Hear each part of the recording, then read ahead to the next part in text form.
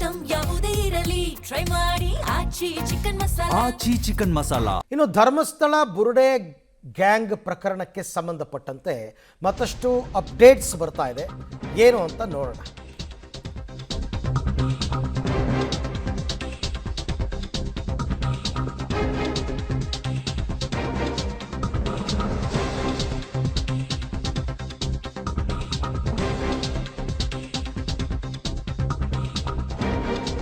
ಧರ್ಮಸ್ಥಳ ಬುರುಡೆ ಪ್ರಕರಣಕ್ಕೆ ಸಂಬಂಧಪಟ್ಟಂತೆ SIT ಅವರು ಬೆಳ್ತಂಗಡಿ ಕೋರ್ಟ್ಗೆ ಈಗ ಮತ್ತಷ್ಟು ಚಾರ್ಜ್ ಶೀಟನ್ನು ಸಲ್ಲಿಕೆ ಮಾಡಿದ್ದಾರೆ.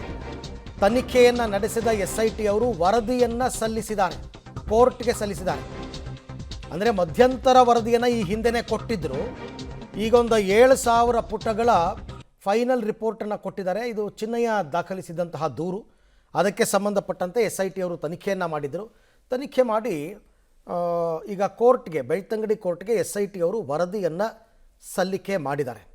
ಗೊತ್ತಿಲ್ಲ, ಅದು ಮುಚ್ಚಿದ ಲಕೋಟೆಯಲ್ಲಿ ಕೊಟ್ಟಿರ್ತಾರೆ, ಏನೇನು ರಿಪೋರ್ಟ್ ಇದೆ, ಯಾರ ಪಿತೂರಿ ಇದು, ಯಾರ ಷಡ್ಯಂತ್ರ ಇದು, ಇದೆಲ್ಲದಕ್ಕೂ ಕೂಡ ಸಾಕ್ಷ್ಯಾಧಾರಗಳೇನು ಎಲ್ಲವನ್ನ ನೀಟಾಗಿ ರಿಪೋರ್ಟಲ್ಲಿ ಮೆನ್ಷನ್ ಮಾಡಿರ್ತಾರೆ.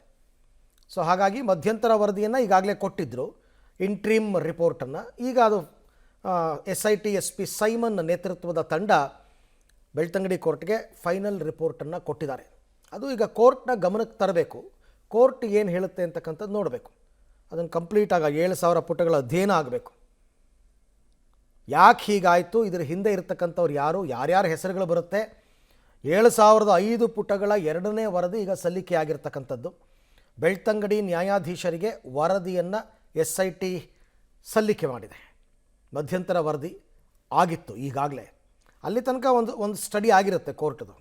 ಈ ಬಗ್ಗೆ ಮತ್ತಷ್ಟು ಮಾಹಿತಿ ನನ್ನ ಕೊಲೀಗ್ ಸುಕ್ಪಾಲ್ ಅವರಿಂದ ಪಡ್ಕೊಂಡ. ಸುಕ್ಪಾಲ್, ಇದು ಫೈನಲ್ ರಿಪೋರ್ಟ್ ಅಂತ ಅನ್ಕೋಬಹುದಾ?